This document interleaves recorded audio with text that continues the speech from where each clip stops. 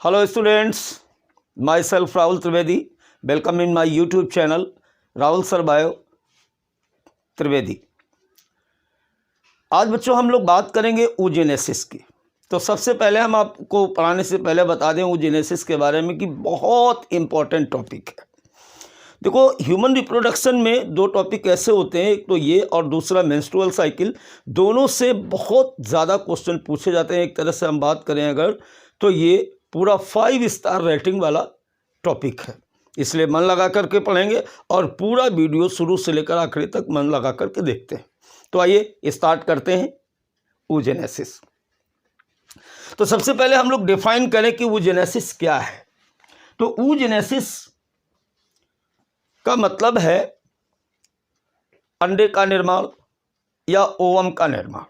देखो, अंडा भी बोल सकते हो, ओवा भी बोल सकते हो, एग भी बोल सकते हो यहाँ पर। तो सबसे पहली बात आपको क्या देखना कि oogenesis is the part of gametogenesis take place in the female ovary. देखो, पहली बात मैंने क्या बताई, ये क्या है।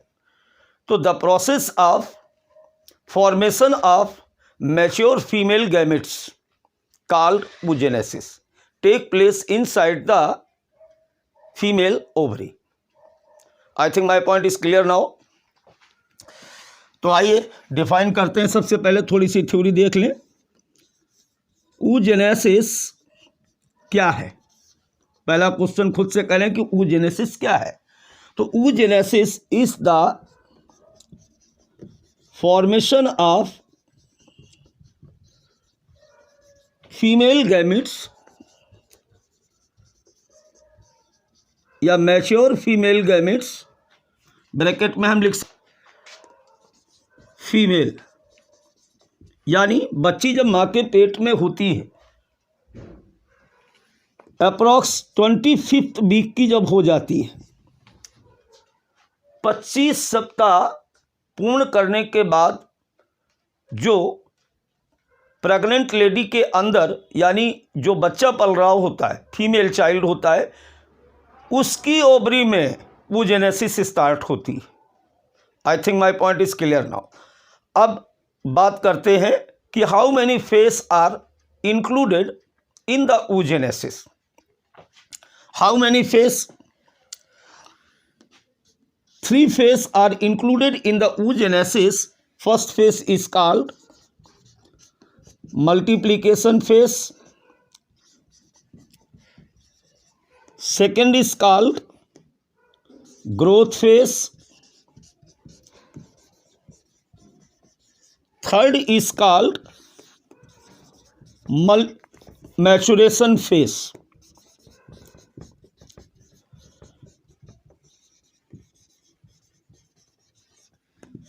I think my point is clear now. आइए सबसे पहले अब हम लोग बात करेंगे फर्स्ट फेस यानी मल्टीप्लिकेशन फेस। अब देखिए, मल्टीप्लिकेशन का क्या मतलब है। यहाँ पर मल्टीप्लिकेशन का मतलब होता है संख्यात्मक वृद्धि, इंक्रीमेंट और increase in number of cells. इसमें सेल्स अपनी संख्या को बढ़ाएंगे। कौन सी सेल्स? आपको मैंने पिछले वीडियो में बताया था कि ओवरी की जो बाहरी लेयर होता है, outer layer of the ovary is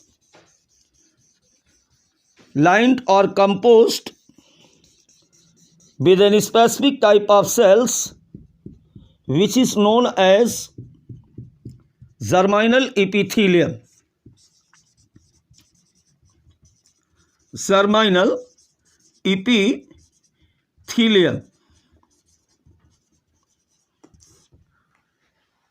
तो oogenesis initiated from this cells. Germinal epithelium जो होती है, ये सेल oogenesis को स्टार्ट करती। और वैसे भी आपको पता है कि जहां पर भी जर्माइनल इपिथेलियम लिखा होता है, इसका मतलब मियोसिस सेल डिवीजन होता है, अर्थात ये 2n से n सेल बनाती। अब पहले फेस में क्या हो रहा है कि जैसे हमने मान लिया कि इस the germinal epithelium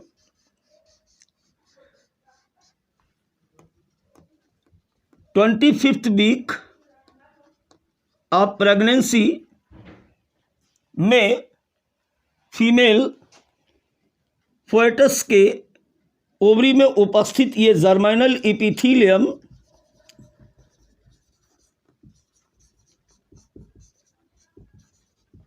mitosis cell division को स्टार्ट करती है, डिवाइडेड माइटोटिकली। ध्यान देना इस बात पर। एंड फॉर्म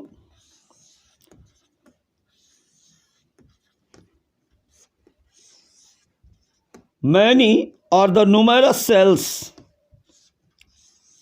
अब देखो बेटा, यहां पर पहली बात मैंने क्या याद करने वाली बात आई आपको कि कब स्टार्ट हुआ, तो 25th वीक में किसमें स्टार्ट हुआ, जो फीमेल फोएटस उसमें स्टार्ट कहाँ हुई, उसके ओवरी के जर्मिनल इपिथीलियम में।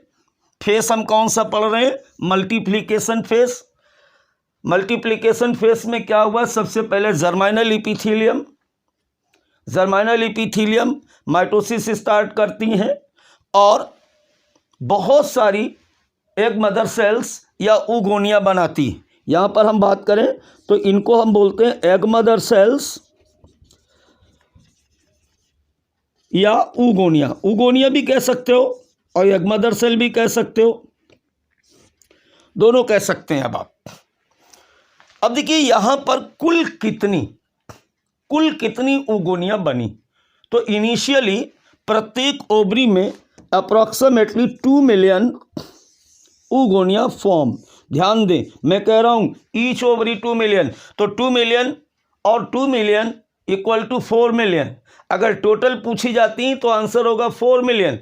अगर ईच ओवरी है, पढ़ते समय क्वेश्चन ध्यान रखें, तो 2 मिलियन।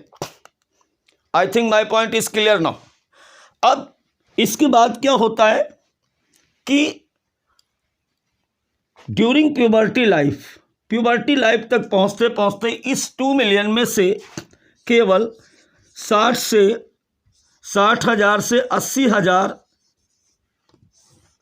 ही ऊगोनिया बचती हैं। बाकी की ऊगोनिया क्या होती हैं, डिजनरेट हो जाती हैं। बाकी की ऊगोनिया यहाँ पर क्या होता है बेटा, डिजनरेट हो जाती हैं। आई think my point is clear now. और इस प्रकार डिजनरेशन ऑफ ऊगोनिया, क्वेश्चन बन रहा है यहाँ पर, degeneration of oogonia is called, तो इसको हम बोलते हैं फॉलिकुलर एटरेसिया।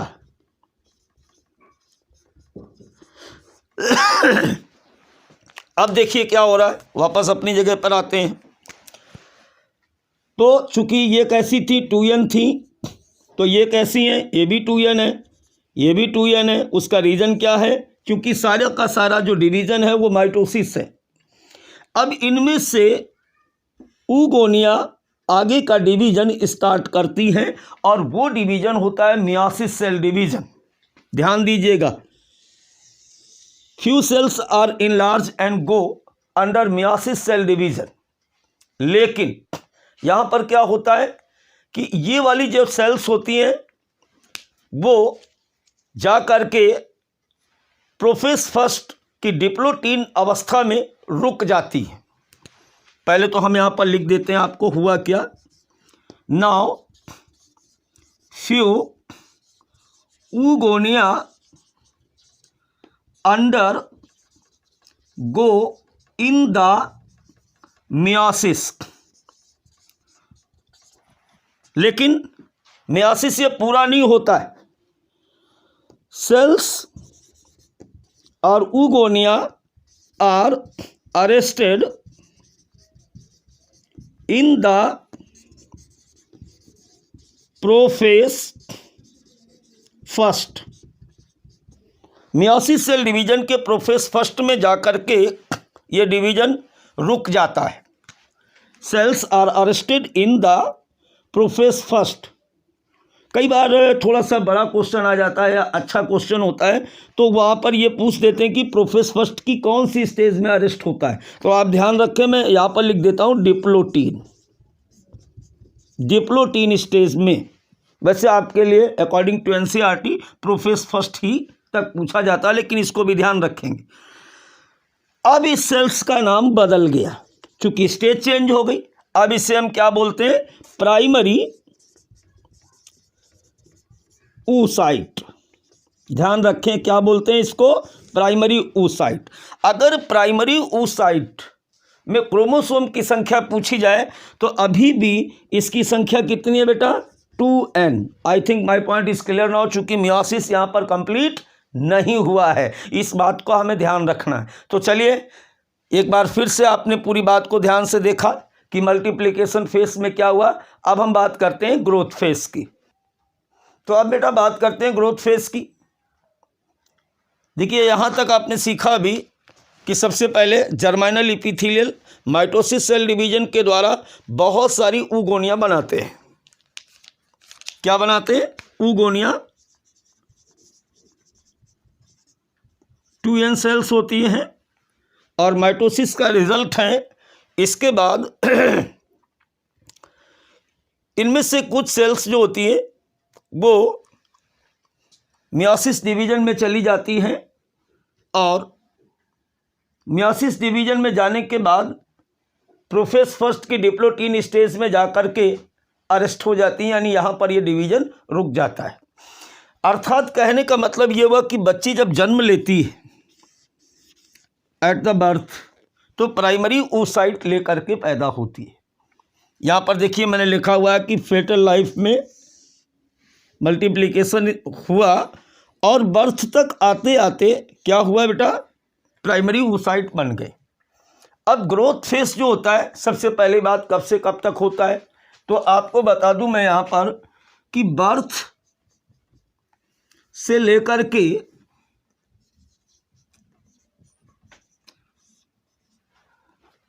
प्यूबर्टी एज तक,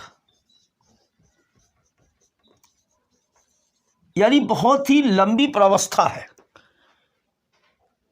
प्यूबर्टी एज फीमेल में जो होती है वो 13 से 14 साल तक होती है, लेकिन ये किताबी बात है केवल। कभी 12 भी हो सकती है, 10 भी हो सकती है या 16 भी हो सकती, क्योंकि puberty is depend on the heredity and nutrition of the child. इस बात पर डिपेंड करती, तो ये अलग अलग बच्चे में अलग अलग समय पर प्यूबर्टी एज आती है। कहने का मतलब ग्रोथ फेज प्रोलॉन्ग्ड होती, बहुत ही लंबी प्रावस्था है जो कम से कम 12-13 साल तक चलती है। अब देखिए इसमें होता क्या है। सबसे पहले हम ध्यान दें कि ये प्राइमरी oocyte ये कब थी? During birth. अब इस प्राइमरी oocyte को जीवित रखने के लिए होता क्या है? इसको जिंदा रखने के लिए जो स्ट्रोमा सेल्स होती हैं, जैसे ये तो जर्मिनल एपिथेलियम हो गया, अब जैसे मान लिया ये हो गई oocyte, अब इसमें से जो स्ट्रोमा सेल्स यहाँ पर होती हैं, इनमें से कुछ स्ट्रोमा सेल्स आकर के इसको न्यूट्रिशन देने के लिए इसके चारों तरफ चिपक जाते हैं और चिपकने के बाद बिकम कॉलुमिनर। इस समय तक ये कॉलुमिनर हो जाती हैं और ये जो सेल्स हैं ये स्ट्रोमा सेल्स हैं। ध्यान दें कहाँ से आई हैं? ओवरी के स्ट्रोमा से आई हैं। क्यों आई हैं बेटा? क्योंकि जो हमारी प्राइमरी oocyte सेल्स है उसको न्यूट्रीट करने के लिए। अब ये क्या है? Primary oocyte। Now primary oocyte cells is surrounded with the stroma cells and stroma cells become columnar, provided nutrition of the primary oocyte cells। अब इस स्टेज को हम क्या बोलते हैं? Primary follicle. I think my point is clear now. अब देखिए secondary follicle, आगे वाली स्टेज को हम कहते हैं सेकेंडरी फॉलिकल। दोनों में अंतर क्या है? जैसे पहले वाली सेल्स जो आई थी वो जब डेड हो गई, उनका न्यूट्रिएंट खत्म हो गया तो दूसरी सेल आ गई, उन्होंने इस प्राइमरी oocyte को सराउंड कर लिया। तो इस तरीके से ये कई सारी यहाँ पर लेयर बन जाती हैं। तो अब हम इसे कहते हैं सेकेंडरी फॉलिकल। इस समय तक फॉलिकुलर सेल्स जो होती हैं या स्ट्रोमा सेल्स की संख्या इतनी ज़्यादा हो जाती है कि मेम्ब्रेन की तरह दिखाई देने लगती हैं। तो कई बार इसको हम कहते हैं मेम्ब्रेना ग्रेनुलोसा। क्या बोलते हैं इसको? मेम्ब्रेना ग्रेनुलोसा। ध्यान दें, प्राइमरी oocyte में अभी भी कोई चेंज नहीं आया है, अभी भी प्राइमरी oocyte है। नेक्स्ट स्टेज यानी डेवलपमेंट चल रहा है उम्र के साथ साथ, एज के साथ साथ। धीरे धीरे यहाँ पर जो ये ग्रेनुलोसा सेल्स थी इनकी संख्या बढ़ती है, फॉलिकल पहले से और बड़ा हो जाता है, न्यूमेरस सेल्स से सराउंड हो जाता है। अब इसे हम कहते हैं बेटा टर्सरी फॉलिकल। क्या बोलते हैं इसको? Tertiary follicle.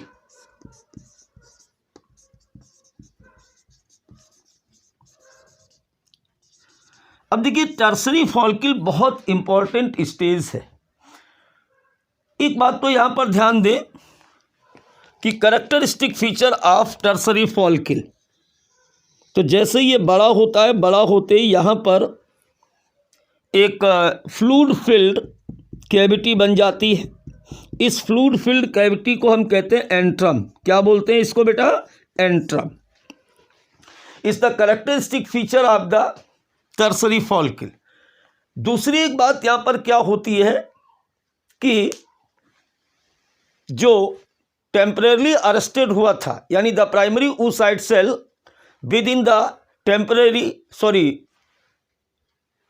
जो यहाँ पर प्राइमरी फॉलिकल था और प्राइमरी फॉलिकल के अंदर उपस्थित जो प्राइमरी oocyte सेल्स थी, वो मैंने आपको बताया था कि यहाँ पर डिप्लोटीन स्टेज में अरेस्टेड हो जाती है। जैसे ये टर्सरी फॉलिकल में आते तो टर्सरी फॉलिकल में आने पर यहाँ पर आप ध्यान दीजिए कि इसमें मियोसिस सेल डिवीजन कंप्लीट हो जाता है और 2n से 2n सेल्स बनती हैं। इसमें से ध्यान दीजिएगा, वही जैसे यहाँ पर टर्सरी फॉलिकल था, सारा सब कुछ बिल्कुल वैसे ही एंट्रम यहाँ पर भी है, और ये फॉलिकुलर लिक्वा से फिलअप एंट्रम। अब यहाँ पर क्या हुआ? अब इससे हम बोलते हैं सेकेंडरी oocyte। अब देखिए यहाँ पर क्या मैंने बताया कि टर्सरी फॉलिकल की इनिशियल स्टेज में एंट्रम बना, और जैसे जैसे टर्सरी फॉलिकल मैच्योर होता है उसमें मियोसिस कंप्लीटेड। चूंकि मियोसिस ऑलरेडी बर्थ से लेकर के प्यूबर्टी एज तक मैंने क्या कहा था कि अरेस्टेड रहता है, प्रोफेस फर्स्ट की डिप्लोटीन स्टेज में अरेस्ट रहता है। अब यहाँ पर क्या देख रहे हैं आप कि चूंकि मियोसिस कंप्लीटेड यानी दोनों सेल्स बनी है, ये दोनों सेल्स कैसी हैं? एन है।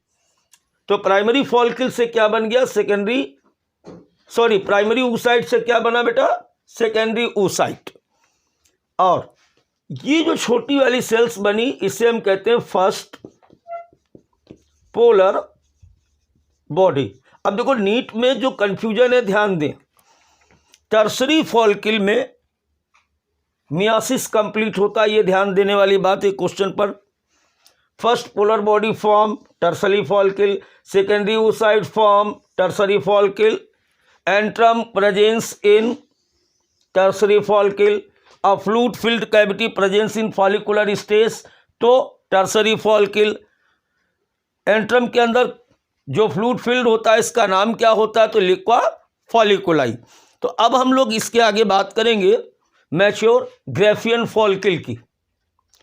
टर्सरी फॉलिकल्स जो होता है आगे मैच्योर होकर के क्या बनाता है? Graafian follicle. क्या बनाता है? Mature Graafian follicle. अब इसमें क्या अंतर आया? Tertiary follicle surrounded by 2 layers, theca externa जो कि बनी होती है किसकी? कनेक्टिव सेल्स की, कनेक्टिव टिश्यू से मिलकर के बना होता है, और थीका इंटरना बेटा जो होता है वो सिक्रीटरी सेल से मिलकर के बना होता है।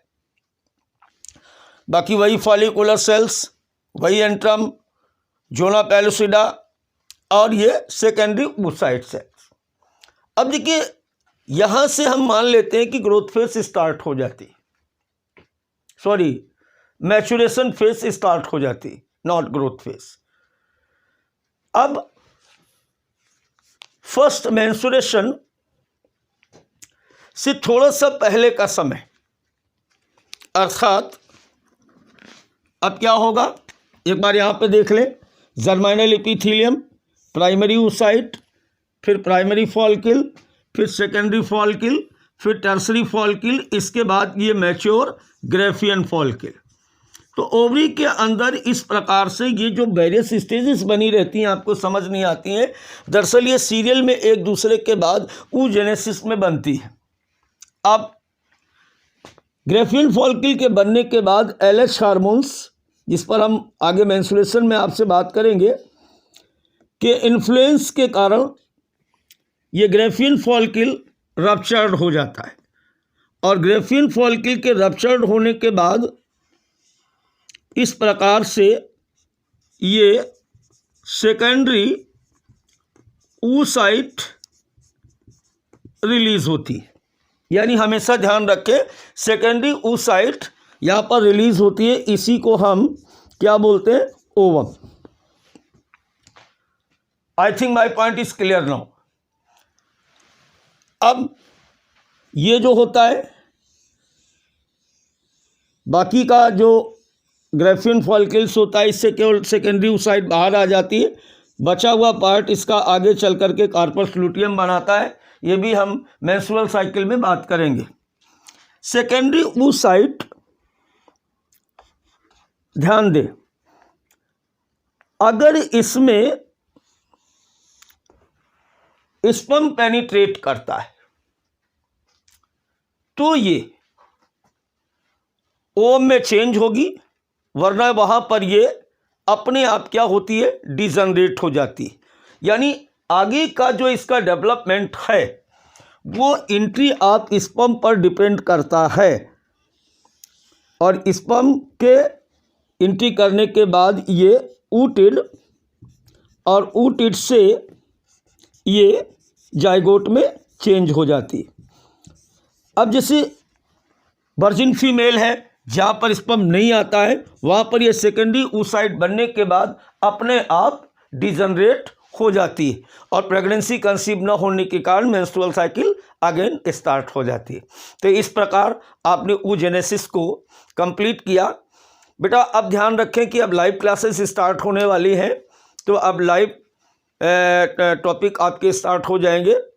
और एक चीज़ कि अगर आपके पास हमारा कोई व्हाट्सएप नंबर है, तो अगर आपको किसी भी टॉपिक में कोई भी डाउट आता है तो आप डाउट डायरेक्टली पूछ सकते हैं। फिर मिलते हैं एक नई वीडियो, एक नए टॉपिक के साथ।